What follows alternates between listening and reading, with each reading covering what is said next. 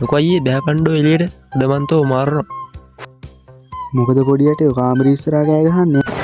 මොකද පොඩියට මට ගහන්නේ? ගාන හේතුවක් කියලා ගහපන්. හේතුව දන්නේ නැහැ අඹ බබා. දන්නේ නැතිඳ තමයි බල්ලෝ අහන්නේ. තෝ මොකටද යකෝ පොල් ගන්න තිබ්බ සැලවලට මම පැකේජ් එක දැම්ම කියලා අම්මට කිව්වේ? ඈ? කිව්වද නැද්ද කියපන් ඔබ? මල්ලි උඹ ලොකු වැරද්දක් කරනවා.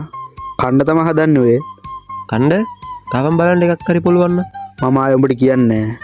ඵලයන් මෙතනින් කන පලා ගන්න නැතු. අතක් හරි දීලා බලහන් අම්මගෙන් වදින ෂොට් හිතා ගන්න බැරි. ඔබ කොහොමද දැන් හරියටම කියන්නේ මම කිව්වේ කියලා? ගිය පාර කැලේ බීඩි ගහපු සීන් එක කියලා තිබ්බෙත් උඹ ඒවා. උඹ කැලේ බීඩි බීපු එක මම ගෙදරට ගිහපු කතාව ඇත්ත.